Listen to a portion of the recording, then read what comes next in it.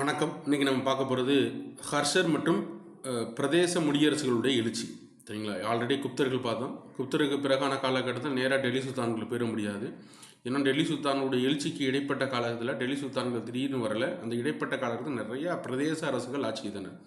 அந்த பிரதேச அரசர்கள் ஆட்சி செய்யக்கூடிய காலகட்டம் என்ன, அந்த காலகட்டத்தில் பண்பாட்டு மலர்ச்சிகள் என்ன, அந்த காலகட்டத்தில் எப்படி இப்படிலாம் இருந்தது அப்படிங்கிறத தெரிஞ்சுக்கொள்ள வேண்டிய முக்கியமானது. அந்த பகுதியிலிருந்து கொஸ்டினும் கேட்பாங்க. அதனால் ஹர்ஷரை பற்றி தெரிஞ்சு கொள்கிறப்ப நீங்கள் பார்த்தோம்னா ஹர்ஷர் அவரது சமகாலத்தை பற்றி அறிந்து கொள்ளுதல், அவருடைய படையெடுப்பு, நிர்வாக முறை, மத கொள்கை, சீன பயணி யுவான் சுவாங்கனுடைய வருகை, அது மூலமாக இந்திய சமூக பண்பாட்டுடைய தாக்கத்தையும் தெரிந்து கொள்ளணும்.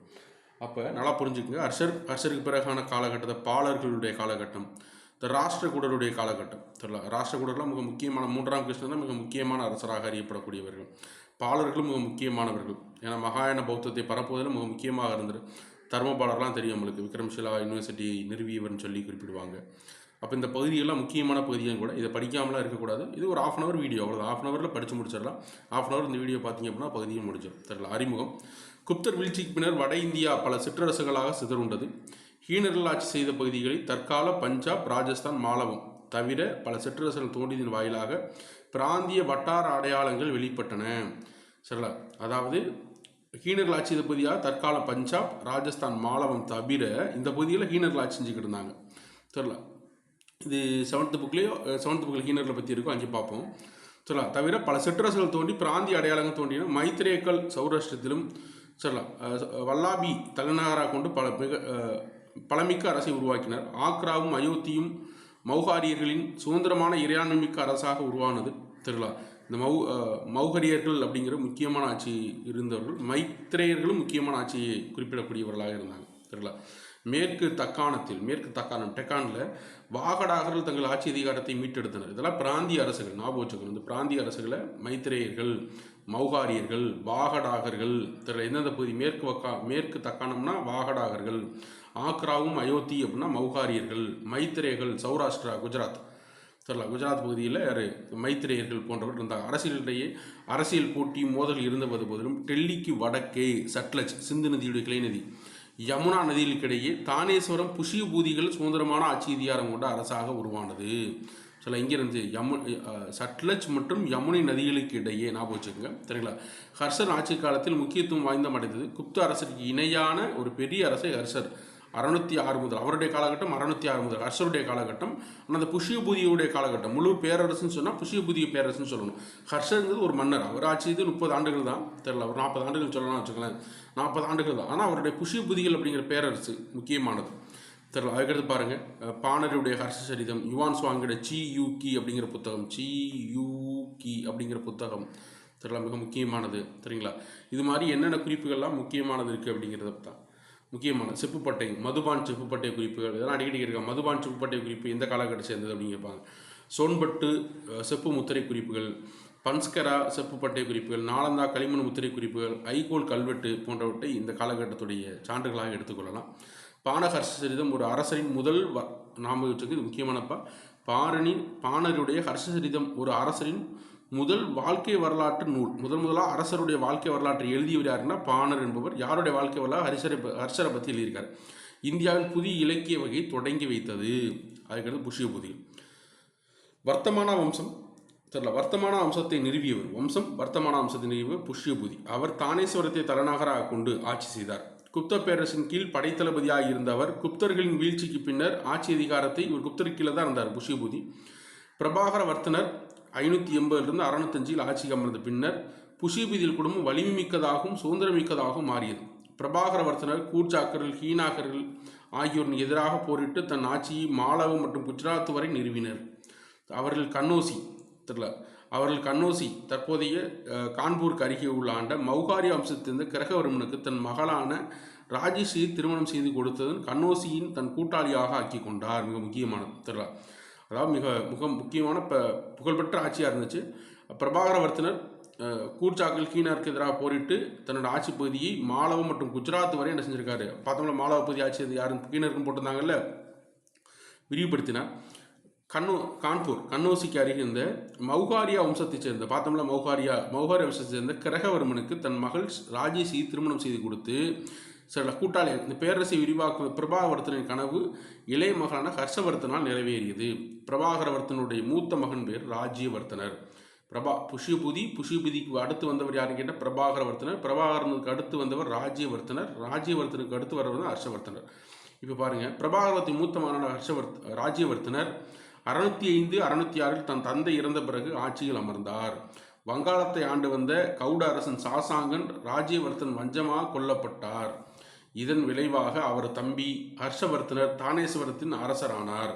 தம்பி என்ன செஞ்சார்? ஹர்ஷவர்த்தனர் அரசர், அதாவது சாசாங்கன் தெரியல, வங்காளத்தை ஆட்சி செஞ்ச சாசாங்கன் என்ற அரசரால் யார் கொல்லப்படுறா தெரியல, ராஜ்யவர்த்தன் கொல்லப்படுறார். அதுக்கடுத்து அதனால தான் யார் வர்றது? பிரபாகரவர்த்தனுடைய இரண்டாவது பையனான ஹர்ஷவர்த்தன் வர்றாரு. அன்றையிலிருந்து சிற்றரசர்கள் பலவீனம் அறிந்து கொண்டு அவன் படையெடுப்பு எடுத்து சென்று அவற்றை தன் பேரரசோடு இணைத்து கொண்டார். ஹர்ஷர் தனது தலைநகரை தானேஸ்வரத்திலிருந்து கண்ணூசிக்கு மாற்றினார். காரணத்துக்கு பின்னாடி பார்ப்போம் ஏன் மாற்றணும் சொல்லி. வடமேற்கு வந்த தாக்குதல் ஏதுவாக அமைந்திருந்தது. தானேஸ்வரம் வடமேற்கிலிருந்து வரக்கூடிய தாக்குதலுக்கு ரொம்ப ஏதுவாக இருந்ததுனால அதை கண்ணூசி கான்பூருக்கு மாற்றினார். கங்கை செம்பில் செழிப்பான வேளாண்மை பகுதியாக அமைந்திருந்தது கண்ணூசின்னு குறிப்பிட்றாங்க. சரிங்களா? ஹர்ஷருடைய படையெடுப்புகள் தெரியல, அதுக்கு முன்னாடி இந்த தகவலை பார்த்துருக்கோம்.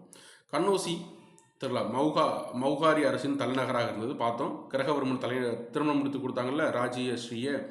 தங்களது அமைச்சரான போனியின் அறிவுரின்படி ஹர்ஷர் அரியணையில் அமர அழைப்பு விடுத்தார். தயக்கம் காட்டிய ஹர்ஷர் அவலோகிதேஸ்வரா போதிசத்வார் அறிவுரையின்படி ராஜபுத்திர சிலாதித்ய ஆகிய பட்டங்களுடன் ஆட்சி அதிகாரத்தை ஏற்றுக்கொண்டார். ஹர்ஷரின் ஆட்சியின் கீழ் தானேஸ்வரமும் கண்ணூசியும் ஒன்றாக இணைந்தன. பின்னர் ஹர்ஷர் தன் தலைநகரை கண்ணூசிக்கு இடமாற்றினார். சரிங்களா? அவங்க அழைப்பு விடுத்தாங்க. ஏன்னா என்ன கேட்டால் கிரகவர்மன் இறந்து போயிடுவார். தெரியல, கிரகவர்மன் இறந்து போன பிறகு தெரியல அந்த நாட்டையும் தன்னோட இணைத்துக் கொள்வதுதான் காரணமாக இருக்கும், வேற ஒன்றும் கிடையாது. கிரகவர்மன் இறந்து போன கதையை தான் பார்க்க போகிறோம். ஹர்ஷருடைய படையெடுப்பு 6வது ஆட்சி முதலில் அவர் சகோதரியான ராஜேஸ்வரியின் விவகாரத்தில் கவனம் செலுத்தார். ராஜேஸ்வரின் தன்னை அடைய முயன்ற மாளவ அரசன் தேவகுப்தரின் தீய திட்டங்களுக்கு அஞ்சி விந்திய மலைப்பகுதிக்கு சென்று தப்பிச்சு சென்றார். தெரியல, என்ன செஞ்சாங்கன்னா தேவகுப்தன் தெரியல, அதான் மாளவ அரசர் யாருன்னா தேவகுப்தன். இந்த தேவகுப்தன் என்ன கேட்டீங்கன்னா கிரகவர்மனை கொண்டுட்டு சில ஹர்ஷருடைய தங்கச்சியான ராஜேஸ்வரியை திருமணம் செய்து கொள்ள கடைன்னு நினைப்பார். அதுக்கு பயந்து விந்திய மலைகளுக்கு ஒளிஞ்சுருவாங்க. யார் போய்? ராஜேஸ்வரி போய். அதை ஹர்ஷர் அந்த பகுதிக்கு சென்று தேவகுப்தரை கொன்று தீக்குளிக்க முயன்ற தன் சகோதரியை காப்பாற்றினார். ஹர்ஷர் ராஜேஸ்வரிக்கு ஆறுதல் அளித்ததுடன் கண்ணூசி அரசருக்கு அழைத்து வந்தார். பின்னர் ராஜேஸ்வரி பௌத்த மதத்தை தழுவி ஹர்ஷர் பௌத்த மதத்தை தழுவதற்கும் இவரே காரணமாக அமைந்தார். மிக முக்கியமான வரலாறுங்க. இவங்களுடைய தலைநகரம் தானேஸ்வரம் கண்ணூசிக்கு மாற்றுறாங்க. காரணம் என்னன்னு கேட்டீங்க அப்படின்னா இந்த கண்ணூசி அரசர் கிரகவர்மன் இறந்து போனதான் காரணம். காரணமாக இருந்த யாருன்னு கேட்டால் மாளவ அரசன் தேவகுப்தன். தேவகுப்தருடைய படையெடுப்பு தான் இங்கே என்ன செஞ்சு இந்த முக்கியமாக காரணம் அமைந்ததுன்னு சொல்கிறாங்க. தெரியல, அதுக்கடுத்து பாருங்கள். பாணரின் கூற்றுப்படி ஹர்ஷரிதம் எழுதிய பாணரின் கூற்றுப்படி பேரரசு ஒன்றை உருவாக்கும் முயற்சியாக ஹர்ஷர் பின்வரும் அரசரோட சரணடையவோ அல்லது எடுத்து போரிட வாய்ப்பினை அளித்து இறுதி எச்சரிக்கை ஒன்றை அனுப்பினார். வங்காளத்தை ஆண்ட கௌசாங்க அரசன் எதிர்த்து வெற்றி பெற்றார். வல்லாபி ஆண்ட மைத்திரேயர்கள் பார்த்தோம்ல. புரோச் பகுதியாண்ட கூர்ஜார்கள், சக்கானத்தை ஆண்ட சாளுக்கிய அரசன் 2ஆம் புலிகேசி, இவர்களாம் என்ன செஞ்சார்? ஒரு எச்சரிக்கை ஒன்று அனுப்பினார். ஆனால் அந்த தக்காணத்தை ஆண்ட சாளுக்கிய அரசன் 2ஆம் புலிகேசியிட ஹர்ஷர் தோல்வி அடைந்ததாக தான் வரலாறு குறிப்பிடுது. பின்னாடி என்ன கொடுத்துருக்கான் பார்ப்போம். தெரியல, சிந்து, நேபாளம், காஷ்மீர், தெரியல, மகதம், ஒத்ரானா வடக்கு ஒடிஷா, ஞாபகம் வச்சுக்கணும். இது அடிக்கடி கேட்பாங்க. ஒத்ரா அப்படிங்கிறது எந்த பகுதியும் கேட்பாங்க. கொங்கடா, பண்டைய ஒடிசாவின் ஒரு பகுதி ஆகியலே ஆண்ட அரசர்கள். ஹர்ஷரின் உடனடி தேவை சாசாங்கனை பழிவாங்குவதோடு இருந்தது. தற்போதைய அசாம் நிலப்பகுதியின் காமரூபத்தின் அரசரான பிரகிதியோஷருடன் அவர் கூட்டணி ஏற்படுத்தி கொண்டார். இருந்தாலும் ஹர்ஷருக்கும் சாசாங்கம் நடந்த போர் குறித்த விவரங்கள் எதுவும் கிடைக்கப்பெறவில்லை. சாசாங்கனை வெற்றி பெற்றாரா என்னங்கிறது தெரியவில்லைன்றாங்க. ஆனால் அசாம் அரசர் காமரூபம்ல அசாம் அரசர் பிரகியோதீஸ்வரனுடன் என்ன செஞ்சார்? அவர் கூட்டணி ஏற்படுத்தி கொண்டார். தெரியல, கிடைக்கவில்லை. எனினும் சாசாங்கனின் மறைவிற்கு பிறகு மகதம், கவுடம், ஒத்திரம், கோடம் ஆகிய பகுதிகளை உள்ளடக்கிய கவுட பேரரசை ஹர்ஷர் வெற்றிகரமாக தன் ஆட்சியின் கீழ் கொண்டு வந்திருக்க வேண்டும் என்று தெரிகிறது அப்படின்னு குறிப்பிட்றாங்க. அதுக்கடுத்து பாருங்கள். ஹர்ஷருக்கு பிறகு மைத்திரேயர்களும் இடையில் நிலவி வந்த பகமை ஹர்ஷரின் மகளுக்கு துருவப்பட்டிருக்கும் நடந்த திருமண உறவின் மூலம் முடிவிற்கு வந்தது.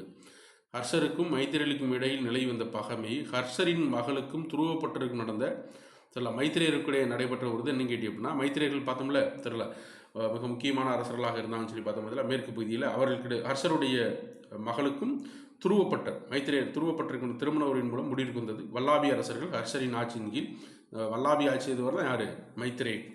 மைத்திரேயர்கள்னு சொல்லக்கூடியவர். தெரியல.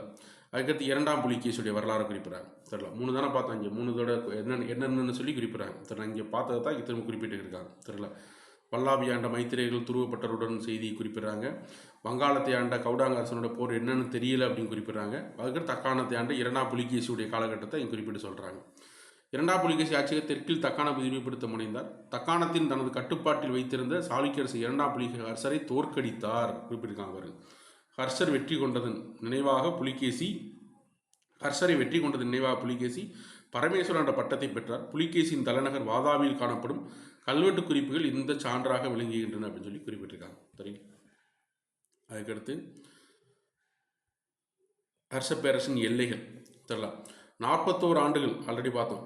606 647 வரைக்கும் யார் ஆட்சி இருந்தது? ஹர்ஷர் ஆட்சி தான் சொல்லி. 41 ஆண்டு அவர் ஆட்சி ஜலந்தர் பஞ்சாபில் உள்ளது. காஷ்மீர், நேபாளம், வல்லாபி ஆகியவை உள்ளடக்கியது. வங்காளத்தை ஆண்ட சாசாங்கன் ஹர்ஷருடன் பகைமை கொண்டிருந்தார். ஹர்ஷரது பேரரசு அசாம், வங்காளம், பீகார், கன்னோசி, மாலவம், ஒரிஷா, பஞ்சாப், காஷ்மீர், நேபாளம் ஆகிய பகுதிகளை கொண்டிருந்தது என குறிப்பிட்டாலும் அவரது உண்மையான ஆளுகை கங்கை, யமுனை நதிகளுக்கிடையே அமைந்த பிரதேசத்தை கடந்து செல்லவில்லை. அவர் மறைவுக்கு பிறகு ஹர்ஷ பேரரசு சிற்றரசுகளாக சிதறியது அப்படின்னு குறிப்பிட்டார். ஹர்ஷரின் சீன உறவு முக்கியமானது. ஹர்ஷர் சீனாவுடன் நேசமான உறவை கொண்டிருந்தார். அவர் சமகாலமான டாங் பேரரசர் டாய்சுங் 643 ஆண்டில் 647 ஆண்டிலும் ஹர்ஷரது அரசவைக்கு தன் தூதுக்குழுவை அனுப்பினார். கொஸ்டின் கேட்பாங்கப்பா. டாங் பேரரசர் டாய்சுங் அப்படிங்கிறவர் என்ன செஞ்சார் தெரியல. டாங் நாட்டுடைய அரசர், சீனாவுடைய அரசர் 2 தடவை 643 647 2 தடவை என்ன சார் தூதுக்குழு அனுப்பியிருக்காரு.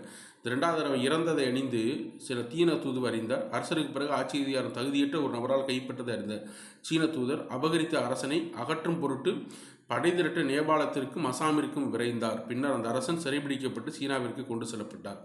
647 இறந்து போயிடுவார்ல, ஒரு அரசு சரியில்லைன்னு சொல்லி இவர் என்ன செய்யலாம், அவர் படையை ரெடி பண்ணிட்டு வர போயிருக்காரு. ஆனால் அப்புறம் சிறைபிடிக்கப்பட்டு சீனா கிடப்பட்டார். நிர்வாகம். வரலாற்றாசிரியர் பர்டன் ஸ்டெயின் கூற்றுப்படி மையப்படுத்தப்பட்ட அரசு நிர்வாகம் என்பது வல்லமை மிக்க குப்தர் ஆட்சி காலத்தில் கூட இருந்திருக்கவில்லை. அது பாடலிபுத்திரா மற்றும் மதுரை நகர்களுக்கிடையே தக்கான நகரங்களுக்கிடையே கங்கை மற்றும் சமவெளிக்குள்ளாக சுருக்கப்பட்டிருந்தது. நல்லா புரிஞ்சுங்க.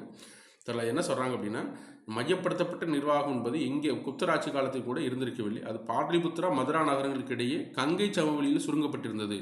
அந்த பகுதிக்கு அப்பால் மையப்படுத்தப்பட்ட நிர்வாகம் காணப்படவில்லை. மையப்படுத்தப்பட்ட நிர்வாகம்னா ஒரே வரி வசூலிப்பு. ஒரு ஊரில் வசூலிப்பு இருந்தால் எல்லை மாகாணம் வரைக்கும் அதே மாதிரி வரி வசூலிப்பு முறை, அதே மாதிரி திட்டங்கள் எல்லாம் இருந்துச்சு அப்படின்னா அது பேர் மையப்படுத்தப்பட்ட அரசாங்கம் சொல்லுவாங்க. குப்தர்களும் வரலாறுக்கு இடைப்பட்ட ஒரே வேறுபாடு குப்தர்களுக்கும் வர்த்தனர்களுக்கும், இந்த வர்த்தமானர் தான் பார்க்குறோம். வர்த்தமான அம்சம் தானே புஷிபூதிக்கு அப்புறம் பிரபாகர ராஜ்யவர்த்தனை, அப்புறம் ஹர்ஷவர்த்தனை சொல்லி பார்க்குறோம். இடையில் காணப்பட்ட ஒரே வேறு குப்தர்களுக்கு ஹீனர்கள் என்ற வலுவான எதிரிகள் இருந்தனர். பார்த்தோம்ல, அடிக்கடி ஹீனர்கள் படையெடுத்து வந்தான்னு சொல்லிப்போம். வர்த்தனர்களுக்கு அத்தகைய எதிரிகள் இருக்கவில்லை என்பது தான் தெரியல. 632 செப்பு பட்டய குறிப்பீடுகள் 2 பிராமணர்களுக்கு நிலக்கொடையாக அளிக்கப்பட தெரிவிக்கின்றன. கொடைகளுக்கு பாதுகாவலர் என சில அரசதிகாரம் பெற்ற பெயர்கள் குறிப்பிடப்பட்டுள்ளன. சில மகா சமந்தர்கள் எனப்பட்டனர். சிலர் மகா சமந்தர்கள் எனப்பட்டனர். அந்த அதிகாரத்தை, அந்த பாதுகாவலர்கள் பேர் மகா சமந்தர்கள் என்று அழைக்கப்பட்டனர். அவர்கள் அரசருக்கு அணுக்கமாக இது ஹர்ஷருடைய பேரரசு எங்கெங்கெல்லாம் இருந்துச்சு அப்படின்னு கொடுத்துருக்காங்க. தானேஸ்வரம் தெரியல, இதுதான் கண்ணோசி அவங்களோட தலைநகரம். அவங்க இங்கே வங்காளம் வரைக்கும் வந்திருக்காங்க. இந்த பக்கம் வல்லாபி வரைக்கும் துருவப்பட்டர் பார்த்தோம்ல, மைத்திரேக துருவப்பட்டர் வரைக்கும் என்ன செஞ்சாங்க. இந்த பக்கம் சாளுக்கியர்கள் வரும்போது தான் என்ன செஞ்சு சண்டை போட்டு தோல்வி அடைஞ்சு திரும்ப ரிட்டன் போயிட்டார் ஹர்ஷர். தெரியல, இதுதான் வரலாறுல குறிப்பிட்ட மிக முக்கியமான பகுதி. கீழ்நிலையில் வைத்து அறியப்பட்டனர். அதாவது அந்த மகா சம்பந்தர்கள் இருந்த போதிலும் அவர் கீழ்நிலையில் வைத்தே அறியப்பட்டனர். ஏனையோர் சுயேட்சையான மகாராஜாக்கள் இருந்த போதிலும் அவர்கள் ஹர்ஷருக்கு கப்பம் கொட்டக்கூடிய அங்கீகரிக்கப்பட்ட சிற்றரசர்கள். நிறையா சுயேட்சையான மகாராஜாக்கள் இருந்தால் ஹர்ஷருக்கு என்ன செஞ்சாங்க, வரி கட்டு தான் சொல்கிறாங்க. இவர்களை தவிர மற்றொரு வகையான ஆட்சியாளர்களும் இருந்தனர். அவர்கள் ஹர்ஷருக்கு தங்கள் விசுவாசத்தை உறுதி செய்து அவர் சேவை புரிய தயாராக இருப்பதை அறிவித்துக் கொண்டனர்.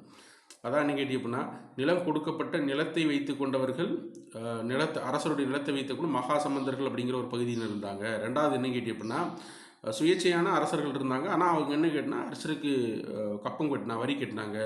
ரெண்டாவது என்ன கேட்டினா, சில அரசர்கள் என்ன கேட்டினா அரசருக்கு வரி கட்டலை, விசுவாசமாக இருக்கிறது, போர் புரியதுக்கு உதவி செய்கிறோம் அப்படிங்கிறது இருந்தாங்க அப்படின்னு குறிப்பிட்றாங்க. தெரில, இதுதான் அவருடைய நிர்வாகத்தில் இருந்து அமைச்சரவை. ஹர்ஷர் ஆட்சி காலத்தில் அமைச்சரவை அமைப்பு குறிப்புகள் குப்தருடைய காலத்தை ஒத்திருந்தது. அரசருக்கு அவரது கடமைகளை ஆற்றுவதிலும் அமைச்சரவை உதவி செய்தது. அவரை தேர்ந்தெடுப்பதிலும் அரசின் அயலுறவுகளை வகுப்பதிலும் அமைச்சரவை முக்கிய பங்காற்றியது. முதன்மை அமைச்சர் பதவியே அமைச்சரவை மிக முக்கியமான பதவியாகும். இதில் முதன்மை அமைச்சர் தான் அமைச்சரவையோட மிக முக்கியமான அமைச்சராக இருந்தால் குறிப்பிட்றாங்க. இது அடிக்கடி பொறுத்தவரைக்கும் பாவந்தி அயலுறவு மற்றும் போர் விவகாரங்கள் துறைக்கான அமைச்சர். சிம்மானந்தா அயலுறவு மற்றும் போர் விவகாரங்கள் துறை அமைச்சர் யார் தெரியல, அவந்தி தெரியல. சிம்மானந்தா படைத்தளபதி. சிம்மானந்தா அப்படின்னா யார், படைத்தளபதி தெரியல. குந்தலா அப்படின்னா குதிரைப்படை தலைவர். குந்தலா அப்படின்னா குதிரைப்படை தலைவர். ஸ்கந்தகுப்தர் யானைப்படை தலைவர். ஸ்கந்தகுப்தர்னா யார், யானைப்படை தலைவர். ஸ்கந்தகுப்தர் அப்படிங்கிறது யானைப்படை தலைவர். திர்கத்வஜர் அப்படிங்கிறது அரச தூதுவர் தெரியல. பானு ஆவண பதிவாளர். மகா பிரதிகாரா அரண்மனை காவலர்களின் தலைவர். சர்வகதர் உளவுத்துறை அதிகாரி. வருவாய் நிர்வாகம் பாகா, ஹிரண்யா, பலி என 3 வகையான வரிகள் ஹர்ஷரின் ஆட்சி காலத்தில் வசூலிக்கப்பட்டன. பாகா, ஹிரண்யா, பலி என 3 வகையான வரிகள் ஹர்ஷர் ஆட்சி காலத்தில் வசூலிக்கப்பட்டன. பாகா என்ற நிலவரி பொருளாக செலுத்தப்பட்டது. விளைச்சல் 1/6 நிலவரியாக வசூலிக்கப்பட்டது. விளைச்சல் 1/6 நிலவரியாக வசூலிக்கப்பட்டது. ஹிரண்யா என்பது விவசாயிகளும் வணிகர்களும் பணமாக செலுத்தப்பட்ட வரியாகும். நல்லாச்சுங்க. பாகா, ஹிரண்யா, பலி 3 வகையான வரிகள் இருந்தது. பாகா என்றால் நிலவரி பொருளாக செலுத்தப்பட்டது. விளைச்சல் 1/6 பாகா செலுத்தணும். அங்கேயும் அதே தான் இருந்துச்சு. குப்தர் ஆட்சி காலத்தில் இதே இருந்தது. ஹிரண்யா என்பது விவசாயிகளும் வணிகர்களும் செலுத்தப்பட்ட வரி. இது நிலவரி, இது வணிகர்களும் செலுத்த வரி தான் ஹிரண்யா என்பது.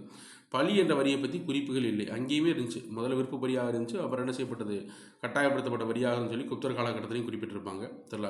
அரசுக்கு சொந்தமான நிலம் 4 பாகங்களாக பிரிக்கப்பட்டிருந்தது. என்னென்ன பாகம்னு சொல்லி பார்ப்போம். அரசுக்கு சொந்தமான நிலம் 1 அரசு வாரங்கள் நடைமுறைப்படுத்துவதற்காக வரி வசூலிக்கிறது. 4 பாகமாக நிலத்தை பிரிச்சிருக்காங்க. ஒரு பாகத்தை என்ன கேட்டி அப்படின்னா அரசருக்கு விவகாரம் நடைமுறைப்படுத்துவதற்காக ஒரு பாகத்திலிருந்து வரி, அமைச்சர் அதிகாரிகளுக்கு ஊதியம் வழங்குவதற்காக அடுத்த பாகத்திலிருந்து வரி, அறிவியல் சிறந்தவர் வெகுமதி அளிப்பதற்காக அடுத்த பாகத்திலிருந்து வரி, மத நிறுவனங்களுக்கு செய்வதற்காக அடுத்த பாகத்திலிருந்து வரி. இது மாதிரி வரி பிரித்து வாங்கியிருக்காங்க. அதுக்கடுத்து நீதி நிர்வாகம். குற்றவியல் சட்டங்கள் குப்தர் காலத்தை காட்டிலும் கடுமையானதாக இருந்தது. மிக முக்கியமானது. இச்சட்டங்களை விசாரித்து நீதி வழங்க மீமாசகர்கள் என்ற எனப்பட்டோர் என்று நியமிக்கப்பட்டனர்.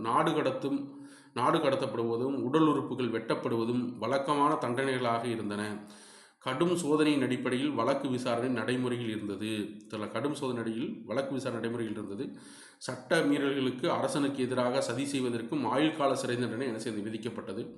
சீன பையன் யுவான் சுவாங் ஏறத்தாழ அவருடைய 630 643 வரைக்கும் 13 ஆண்டுகள் இந்தியாவில் நினைச்சிருக்காரு, அவர் கழித்திருக்கார். ஏன்னா பயணிகள் இளவரசரே அவர் தான், சரிங்களா. சீனாவிற்கு கொண்டு செல்வதற்காக புனித நூல்களையும் பழைய நினைவு சின்னங்களையும் சேகரித்தால் பயணி இளவரசர் என்று அறியப்பட்டவர் புத்தன் வாழ்க்கையோடு தொடர்புடைய முக்கியமான மையங்களுக்கு சென்றார். அவரது முக்கியமான நூலான சி யூகி ஹர்ஷரின் ஆட்சி காலத்தில் போது நிலவிய சமூக, பொருளாதார, மத பண்பாட்டு குறித்த தகவல்களை நமக்கு தருது. 13 ஆண்டுகள் இருந்த இந்த யுவான் சுவாங் சி யூகி என்ற நூலை எழுதினார். அப்போ இதில் தெரியும் ஹர்ஷர் ஏன் படிக்கணும் அப்படிங்கிறத இதிலிருந்தே புரிஞ்சுக்குங்க. இந்த சி யூகி நூல் என்ன கேட்டிங்கன்னா காஞ்சிபுரத்தை பற்றியும் சொல்லு, யுவான் சுவாங்கை பற்றி சொல்கிற மட்டும் இல்லாமல் காஞ்சிபுரத்துக்கு வந்து இந்த யுவான் சுவாங். சட்டத்தை நடைமுறைப்படுத்தும் அமைப்புகள் வலுவாக இருந்தால் நாடு முழுவதும் சட்டம் ஒழுங்கு பராமரிக்கப்பட்டது. ஹர்ஷரின் ஆட்சி காலத்தில் நடைமுறையில் இருந்த முக்கியமான தண்டனைகளையும் நீதி விசாரணை முறைகளையும் யுவான் சுவாங் பதிவு செய்துள்ளார். கடுமையான குற்றங்களும் உடல் ரீதியான தண்டனை வழங்கப்படுவதே நடைமுறையாக இருந்தது. ஆனால் மரண தண்டனை தவிர்க்கப்பட்டது. சமூக ஒழுக்கத்திற்கு எதிரான சட்டத்தை மதிக்காத குற்றம் புரிந்தோர் உடல் உறுப்புகள் துண்டிக்கப்பட்டன. மக்களோடு தன்னை அனுப்படுத்தி கொள்வதற்காக ஹர்ஷர் அடிக்கடி பயணங்களை மேற்கொண்டார். மக்களோடு ஒன்றா இருக்கிறதுக்காக மக்கள் எளிதாக சந்திக்கக்கூடிய நிலை இருந்தது. தனக்கு கப்பம் கொட்டும் சிற்றரசர்களை கண்காணித்து வந்தார். பார்த்தோம்ல, ஆல்ரெடி சொன்னதான் திரும்ப சொல்லிக்க. அதுக்கடுத்து படை நிர்வாகம். ஹர்ஷருடைய படை இராணுவத்தின் ஒழுங்கு மற்றும் பலத்தின் மீது ஹர்ஷர் நேரடி கவனம் செலுத்தினார். அவரது படை யானைப்படை, குதிரைப்படை, காலாட்படை ஆகியவற்றை கொண்டிருந்தது. குதிரைகள் இறக்குமதி செய்யப்பட்டன. சாதாரண படை வீரர்கள் பாடர் என்று அழைக்கப்பட்டனர். குதிரைப்படை அதிகாரிகள் பிரகதீஸ்வரர் என்று அழைக்கப்பட்டனர். காலாட்படை அதிகாரிகள் பால திக்ரீதர் என்று அழைக்கப்பட்டனர். மகாபால திக்ரீதர் என்றும் அழைக்கப்பட்டனர். பெரிய ஆள் அந்த காலாட்படைக்கு மகாபால, பிரகதீஸ்வரர் குதிரைப்படை, பாடர்னா சிப்பாய்கள். சொல்லலாம். ஹர்ஷரின் 4 சேனை பிரிவுகள் சதுரங்கம் பிரிக்கப்பட்டிருந்தது. என ஹுவான் சுவாங் குறிப்பிடுகிறார். ஒவ்வொரு பிரிவின் படைக்கு ஆளடுக்கும் முறை, படை வீரர்களுக்கு வழங்கப்பட்ட ஊதியம் ஆகியவை குறித்து விவரங்களை அளித்துள்ளார். அதுக்கடுத்து பேரரசின் ஹர்ஷரது பேரரசு பல மாகாணங்களாக பிரிக்கப்பட்டிருந்தது. மாகாணங்களின் எண்ணிக்கை சரியாக தெரியவில்லை. ஒவ்வொரு மாகாணம் பல புக்திகளாக பிரிக்கப்பட்டிருந்தது. எத்தனை மாகாணம் பிரிச்சுன்னு தெரில, ஆனால் மாகாணங்களை புக்திகளாக பிரிச்சிருந்தாங்கன்றாங்க. தெரில, புக்திகளாக பிரிக்கப்பட்டது. புக்திகள் விஷயங்களாக பிரிக்கப்பட்டது. அப்புறம் மாகாணம் தெரில. அதுக்கடுத்து புக்திக்கு பிறகு விஷயம் தெரில. விஷயம் என்பது சின்னது, ஊர், மாவட்டம் தெரில. விஷயங்களை மாவட்டங்களை ஒத்தது விஷயங்கள். பதகாக்கள் பல கிராமங்களாகும். அப்புறம் பேரூராட்சி, ஊராட்சி மாதிரி பதகாக்களாகவும் அப்புறம் என்ன செய்யப்பட்டது, பல கிராமங்களாகவும் நிர்வாகத்துக்காக பிரிக்கப்பட்டிருந்தன. உள்ளாட்சி நிர்வாகத்தை மேற்கொண்ட அதிகாரிகள் பலர் குறித்த ஹர்ஷ சரித்திரம் குறிப்பிடுகிறது. அந்நூலின் வழி அவர்களின் பட்டங்களை அறிந்து கொள்ள முடிகிறது. ஆனால் அவர்களின் அதிகாரங்கள் என்ன என அறிய முடியவில்லை. எடுத்துக்காட்டாக அவர்கள் போகபதி, ஆயுக்தா, பிரதிபாலகா, புருஷா போன்ற பட்டங்களை கொண்ட உள்ளாட்சி நிர்வாகத்தை கவனித்து கொண்டார்கள். சரிங்களா? என்ன செஞ்சாங்க தெரியல, போகபதி, ஆயுக்தா, பிரதிபாலகா, புருஷா போன்ற பட்டங்களை உள்ளாட்சி நிர்வாகத்தை கவனித்து கொண்டார்கள். ஆனால் அவர்கள் பணிகள் குறித்து ஹர்ஷசரிதம் எதுவும் குறிப்பிடவில்லை என்று குறிப்பிடுகிறது. தெரியல. யுவான் சுவாங் பயணிகளின் இளவரசர் என புகழப்படும் யுவான் சுவாங் ஹர்ஷர் ஆட்சி காலத்தில் இந்தியாவிற்கு வருகை புரிந்தார். பொது ஆண்டு 612 பிறந்த யுவான் சுவாங் தனது 20ஆம் வயது துறவு பூண்டார். இந்தியாவில் தங்கியிருந்த போது வட இந்தியாவிலும் தென்னிந்தியாவிலும் பல புனித தலங்களை பார்வையிட்டார். நாலந்தா பல்கலைக்கழகத்திலும் பயின்றார். புத்தர் மீதான யுவான் சுவாங்கின் ஆழமான பற்று, பௌத்த மதத்தில் அவருக்கு இருந்த பரந்த அறிவு ஹர்ஷன் பாராட்டுக்குரியதாக இருந்தது. புத்தர் நினைவு சின்னமாக 150 பொருட்கள், தங்கத்திலும் வெள்ளியத்திலும் சந்தனத்திலுமான புத்தரின் உருவச்சிலை, 650 தொகுதிகளை கொண்ட அரிய கையெழுத்து பிரதிகள் ஆகியவற்றை யுவான் சுவாங் இந்தியாவிலிருந்து எடுத்து சென்றார். மிக முக்கியமாக சொல்லப்படக்கூடிய ஒரு செய்தியாக அறியப்படக்கூடியது பயணிகளின் இளவரசர் யுவான் சுவாங் அப்படின்னு மட்டும் ஞாபகம் வச்சுக்கணும். சரிங்களா? அதுக்கடுத்து நகரங்கள் தெரியல. அந்த காலகட்டத்தில் இருந்த நகரங்களை பற்றி குறிப்பிட்றாங்க. புக்தி விஷயம் இதெல்லாம் பார்த்துட்டோம். தெரியல, புக்தி விஷயம் எப்படி இப்படிலாம் பிரிக்கப்பட்டிருந்தது, மாகாணம் எப்படி பிரிக்கப்பட்டிருந்தது, இப்போ அந்த படைகள் எப்படி இருந்துச்சுன்னு சொல்லி பார்த்தோம். பிரகதீஸ்வரர், மகாபிரதீஸ்வரர், பாலத்துக்கிரிதா, மகாபாலத்துக்கிரிதா தெரியல அப்படிங்கிறது பார்த்தோம். நகரங்கள், இந்தியாவின் நகரங்கள், சிறுநகரங்கள், கிராமங்கள் ஆகியவற்றின் அமைப்பு, அழகியல், பாதுகாப்பு நடைமுறைகள் ஆகியவை பற்றி யுவான் சுவாங் தனது நூலில் விவரிக்கிறார். அவரது நோக்கில் ஹர்ஷ பேரரசு சீனாவை போன்ற எண்ணற்ற கிராமங்களையும் எண்ணற்ற சிறு நகரங்களையும், சீனாவை போன்றே கிராமம், நகரம், பெருநகரங்களை கொண்டிருந்தது. பாடலிபுத்திரான் செல்வாக்கு இழந்த நிலையில் கண்ணோசி அது இடத்தை பிடித்து கொண்டது. பாடலிபுத்திராவோட செல்வாக்கு இழந்துருச்சு. அதுபோல் எனது கண்ணோசி தலைநகரம்ல தெரியல, கம்பீரமான கண்ணோசியின் தோற்றம், கவின்மிகு கட்டிடங்கள், அழகிய பூங்காக்கள், அரிய பொருட்கள் இருப்பிடமாக விளங்கிய அருங்காட்சியகம் ஆகியன குறித்து விவரித்துள்ளார். தெரியல, யார் யுவான் சுவாங் குறிப்பிடார். தெரியல. அதுக்கடுத்து என்ன கேட்டீங்கன்னா, அங்கு வாழ்ந்த மனிதர்கள் பொலிவான தோற்றம், அவர்கள் அணிந்திருந்த விலை உயர்ந்த ஆடைகள், கல்வி கலைகளின் அவர்கள் கொண்டிருந்த நாட்டம் ஆகியவற்றை பற்றியும் குறிப்பிட்டுள்ளார். யுவான் சுவாங் கூற்றுப்படி பெரும்பாலான நகரங்கள் வெளிப்புற மதில்களையும் உட்புற நுழைவாயில்களையும் கொண்டிருந்தது. மதில்கள் அகலமாகவும் உயரமாகவும் இருந்த போதிலும் வீதிகளும் தெருக்களும் குறுகி இருந்தன. வசிப்பிட இல்லங்களும் மாடங்களும் மரத்தால் செய்யப்பட்டு சுண்ணாம்பு கலவையால் பூசப்பட்டிருந்தன. சுத்தத்திற்காகவும் சுகாதாரத்திற்காகவும் தரைகள் பசுவின் சாணத்தால் மெழுகப்பட்டிருந்தன. பெரும் சத்திரங்கள், பொது கட்டிடங்கள், பௌத்த மடாலயங்கள், விகாரங்கள் பெரிதாகவும் அடுக்குமாடி கட்டிடங்களாக அமைந்திருந்தன. சரிங்களா? அவை சூளையில் சுட்ட செங்கற்கற்கள், சிவப்பு நிற மணற்கற்கள், சலவை கற்கள் கொண்டு கட்டப்பட்டன. ஹர்ஷர் கங்கையாற்றின் கரையில் பல விகாரங்களையும் மடாலயங்களையும் ஸ்தூபிகளையும் கட்டு வைத்தார் அப்படின்னு சொல்லி டைரெக்டாக கொடுத்துருக்காங்க. சரிங்களா? ஹர்ஷர் கங்கையாற்றின் கரையில் என்ன செஞ்சுக்காரு தெரியல, கொஸ்டின் கேட்பா. கங்கையாற்றின் கரையில் தெரியல பலவித விகாரங்களையும் மடாலயங்களையும் ஸ்தூபிகளையும் கட்டி வைத்தார் என்று குறிப்பிட்டார். சரிங்களா? அதுக்கடுத்து இதோட முடிஞ்சிச்சு ஹர்ஷருடையது. தெரியல, ஹர்ஷருடைய இதில்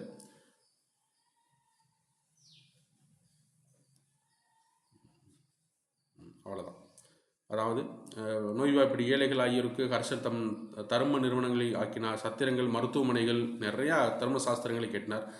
மதக்கொள்கை, ஹர்ஷர் 630ஆம் ஆண்டு வரை சிவ வழிபாடு செய்வராக இருந்தார். முக்கியமானதுப்பா, ஹர்ஷர் தொடக்க காலத்தில் சிவ வழிபாடு, பின்பு ராஜஸ்ரீ பார்த்தோம்ல, சகோதரி ராஜஸ்ரீ அதன்படி பௌத்தத்துக்கு மாறினார். யுவான் சுவாங் செல்வாக்கினால் பௌத்த மதத்தை தழுவினார்.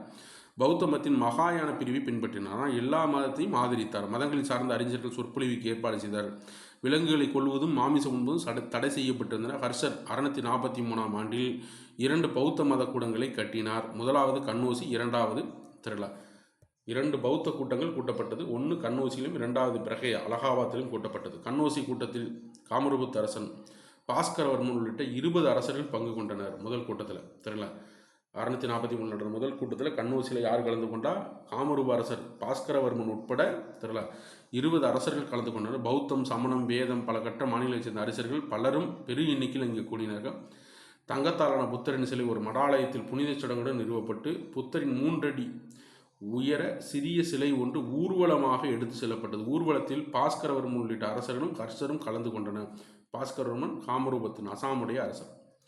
பிரகையா அடுத்த கூட்டம். பிரகையா கூட்டத்தில் 5 ஆண்டுக்கு ஒரு முறை நிகழும் மகோ மோச் பரிசத் என்று அழைக்கப்பட்ட பௌத்த மத கூட்டம் பிரகையாவில் கூட்டினார். தன் சேகரித்து வைத்த செல்வத்தை முழுவதுமாக பௌத்த துறவிகளுக்கு வழங்கினார். நடந்த 4 நாட்களும் நிறைய பரிசு பொருட்களை வழங்கினார். பௌத்த மத கொள்கையில் இந்து சமூகத்தில் ஆழமாக ஊடுருவி யுவான் சுவாங் உற்றுநோக்கி பதிவு செய்தார். பௌத்த மத கொள்கைகள் இந்து சமூகத்தில் ஆழமாக ஊடுருவி இருந்ததை யுவான் சுவாங் உற்றுநோக்கி பதிவு செய்துள்ளார். இந்து மத மக்களும் பௌத்தத்தை சார்ந்திருந்ததை குறிப்பிட்டார். மக்களுக்கு முழுமையான வழிபாட்டு சுதந்திரம் வழங்கப்பட்டிருந்தது என்று அவர் குறிப்பிடுகிறார். வேறுபட்ட மதங்களை பின்பற்றுவோர் மத்தியில் சமூக நல்லிணக்கம் நிலவியது. ஹர்ஷர் புத்த பிச்சுக்களையும் வேதம் கற்ற அறிஞர்களையும் சமமாக பாவித்து கொடைகளை பகிர்ந்தளித்தார் என்று குறிப்பிடுகிறார். சரிங்களா? அதுக்கடுத்து பாருங்கள், சாதி அமைப்பு முறை. இந்து சமூகத்தில் சாதி அமைப்பு முறை வலுவாக காலுகின்றது. யுவான் சுவான் கூற்றுப்படி சமூகத்தின் 4 பிரிவினருக்கான தொழில்கள் முற்காலத்தில் இருந்ததைப் போலவே தொடரப்பட்டன. மக்கள் பிறரை வஞ்சிக்காமல் நேர்மையுடன் நடந்து கொண்டனர். கசாப்பு கடையினர், மீனவர், நடனக்காரர், துப்புரவு பணியாளர் ஆகியோர் நகரத்திற்கு வெளியே வசித்தனர். சரிங்களா? இதுதான் வர்ணாசிர முறைன்னு சொல்லக்கூடியது. சாதி அமைப்பு இறுக்கமாக காணப்பட்ட போதிலும் சமூகத்தில் பல்வேறு பிரிவினர் மத்தியிலும் மோதல்கள் எதுவும் நிகழவில்லை. சாதி அமைப்பு வலுவாக இருந்தது, ஆனால் மோதல்கள் எதுவுமே இல்லை அப்படின்றாங்க. யுவான் சுவாங்கின் பதிவு அக்கால பெண்கள் நிலை குறித்து, திருமணம் குறித்து தகவல் அளிக்கிறது. பெண்கள் முகத்திரையில் அணியும் வழக்கம் இருந்தது. எனினும் உயர் வகுப்பினர் மத்தியில் முகத்திரை அணியும் வழக்கம் காணப்படவில்லை. தனது சொற்பொழிவுகள் கேட்கும்போது ராஜேஸ்வரி முகத்திரை அணிந்திருக்கவில்லை என்று யுவான் சுவாங் குறிப்பிட்டுள்ளார். உடன்கட்டை ஏறு வழக்கம் நடைமுறையில் இருந்திருக்கிறது. பிரபாகரவர்த்தன் மனைவி யசோதா, பிரபாகரவர்த்தனர் யார் தெரியல, ஹர்ஷவர்த்தனுடைய அப்பா. யசோமாதேவி தனது கணவன் உயிர்ந்த பிறகு உடன்கட்டை ஏறி உயிரை மாற்று கொண்டார் அப்படின்னு குறிப்பிட்றாங்க. இதெல்லாம் கேட்பாங்க, ஹர்ஷன் இதெல்லாம் யுவான் சுவாங் சொன்னார்னு சொல்லி கேட்பாங்க. இந்த ஹர்ஷர் பாடமே யுவான் சுவாங்குடைய படம் மாதிரி தான் அப்படியே இருக்கும். தெரியல, யுவான் சுவாங்கின் குறிப்புகள் இருந்து ஹர்ஷர் ஆட்சி காலத்தில் மக்கள் வாழ்க்கை முறை குறித்து அறிய முடிகிறது. எளிமையான வாழ்க்கையை வாழ்ந்தனர். பருத்தி பட்டில் வண்ண ஆடைகளை உடுத்தினர். மெல்லிய ரக துணிகளை தயாரிக்கும் கலை செம்மை பெற்றிருந்தது. ஆண்கள் பெண்கள் இரு சாராரும் தங்களை அலங்கரித்து கொள்ள தங்கம் வெள்ளி அணிகலன்களை பயன்படுத்தினர். அரசர் சிறப்பான அணிகலன்களை அணிந்தார். மலர் மாலைகள், அரசர் அரியவை கல்பதித்த மாலைகள், மோதிரங்கள், காப்புகள், பதக்கங்கள் முதலியவற்றை அரச அணிகலன்கள். சில செல்வ வணிகர்கள் கைகளில் காப்பு அணிந்தனர். பெண்கள் அழகு சாதன பொருட்களையும் பயன்படுத்தினார்கள் என்று டைரக்டாக அப்படியே என்ன கொடுக்குறாங்க. வாழ்க்கை முறை, உணவு பழக்க வழக்கம். இந்தியாவில் பெரும்பாலும் மரக்கறி உணவு பழக்கத்தை கொண்டிருந்ததாகவும் யுவான் சுவாங் குறிப்பிடுகிறார். சரிங்களா? சமையலில் வெங்காயம், பூண்டு அரிதாக பயன்படுத்தப்பட்டன. உணவு தயாரிப்பில் சர்க்கரை, பால், நெய், அரிசி போன்ற பயன்பாடுகள் சாதாரண வழக்கத்தில் இருந்தது. சில தருணங்களில் மீனும் ஆட்டு இறைச்சியும் உட்கொள்ளப்பட்டன. மாட்டு இறைச்சி உண்பது, வேறு சில விலங்குகள் இறைச்சி உண்பது தடை செய்யப்பட்டிருந்தது. சில ஆடும் மீனும் மற்றும் உணவுப் பொருட்கள் இருந்ததுன்னு குறிப்பிட்றார். தெரியல. கல்வி, மடாலயங்கள் கல்வி போதிக்கப்பட்டது. கற்றல் என்பது மதம் சார்ந்த ஒன்றாக இருந்தது. மதம் சார்ந்த பல நூல்கள் இயற்றப்பட்டன. வாய்மொழியாக வேதங்கள் கற்பிக்கப்பட்டன. ஏட்டில் எழுதப்படவில்லை. சமஸ்கிருதம் கற்றோரின் மொழியாக இருந்தது. கல்வி கற்கும் வயது 9 முதல் 30 வயது வரையாக இருந்தது. பலர் கல்வி கற்பதை தங்கள் வாழ்நாளாக கழித்தனர்.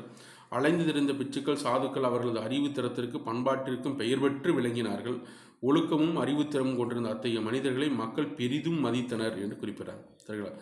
கலை இலக்கிய புரவலராக ஹர்ஷர் கலை இலக்கிய செயல்பாடுகள் மீது ஆதரித்தவர். அரசு தன் வருவாயில் கால் பங்கினை அத்தகைய செயல்பாடுகளுக்கு செலவழித்தார். ஹர்ஷர் சரித்திரத்தையும் காதாம்பரியும் இயற்றிய பாணர், காதாம்பரி என்ற நூலை இயற்றியவர் யார்? பாணர் தான். அரசவை கவிஞராக இருந்தார். ஹர்ஷருமே புகழ்பெற்ற இலக்கியவாதி ஆவார். அவர் எழுதிய பிரியதர்ஷிகா, ரத்தினவாளி, நாகநத்தம் அடிக்கடி கேட்க கொஸ்டின். பிரியதர்ஷிகா, ரத்தினவாளி, அவரது நாடக ஆக்கங்கள் புலமைக்கு எடுத்து காட்டுகின்றன. கல்வியை ஊக்குவிக்க ஹர்ஷர் தாராளமாக கொடையளித்தார். கோவில்களும் மடாலயங்களும் கல்வி மையங்களாக விளங்கின. கண்ணோசி, கயா, ஜலந்தர், மணிப்பூர் ஆகிய இடங்களில் இருந்த மடாலயங்களில் புகழ்பெற்ற அறிஞர்கள் கல்வி போதித்தனர். இதே காலகட்டத்தில் நாலந்தா பல்கலைக்கழகம் அதன் புகழின் உச்சத்தை எட்டியிருந்தது அப்படின்னு சொல்லி குறிப்பிட்டாங்க. அதை தவிர்த்த கண்ணோசி, கயா, ஜலந்தர் இடங்களிலும் மடாலயங்கள் இருந்தது. நாலந்தா புகழ்பெற்ற இடமாக இருந்ததுன்னு குறிப்பிட்டாங்க. நாலந்தா பல்கலைக்கழகம் ஆல்ரெடி பார்த்தோம். யுவான் சுவாங் தனது நூலில் நாலந்தா பல்கலைக்கழகம் எந்த அளவுக்கு புகழ்பெற்றது என்பதை பதிவு செய்துள்ளார். பௌத்த மதத்துடைய பின்பற்றும் ஜப்பான், சீனா, மங்கோலியா, இலங்கை, திபெத் நாடுகளிலிருந்தும் மத்திய தென்கிழக்கு ஆசிய நாடுகளிலிருந்தும் மாணவர்கள், அறிஞர்கள் இங்கு வந்து தங்கி கல்வி கட்டனர். யுவான் சுவாங் வருகையின் போது சிலபத்ரா, மிக முக்கியமானப்பா, சிலபத்ரா என்ற பௌத்த மத அறிஞர் நாலந்தா பல்கலைக்கழகத்தின் தலைவராக இருந்தார். சர்வதேச அளவில் புகழ்பெற்ற கல்வி மையமாக விளங்கிய நாலந்தா பல்கலைக்கழகம் 10,000 மாணவர்கள் கொண்டிருந்தது. தர்மபாலர், சந்திரபாலர், சிலபத்திரர் தலைவர், பத்திரகிரி, ஜெயசேனர், தேவாகர, மாதங்கர் ஆகியோர் அரசின் ஆதரவு பெற்ற முக்கியமான ஆசிரியராக விளங்கினார்கள் என்று குறிப்பிடுறாங்க. இதுதான் என்னது ஹர்ஷர் சார்ந்த தகவல்கள். ஹர்ஷரை விட அதிகமாக யுவான் சுவாங் என்னென்னலாம் நம்மளுக்கு குறிப்பிடுறார் அப்படிங்கிறது தான் நம்ம தகவல்களாக பார்த்துருக்கோம். சரிங்களா? யுவான் சுவாங் வச்சு அந்த பாடத்தையே கொஸ்டினாகவே நம்மளுக்கு கேட்பாங்க. ஆனால் யுவான் சுவாங் முக்கியமான வருகை பயணி. அவருடைய குறிப்புகள் நம்மளுடைய இந்திய வரலாற்றுடைய பண்பாடுகளை மிக தெளிவாக நம்மளுக்கு எடுத்துக்காட்டும். ஓகே, நன்றி. அடுத்த வகுப்பில் பாலர்களையும் ராஷ்டிரகூடர்களையும் பார்க்கலாம்.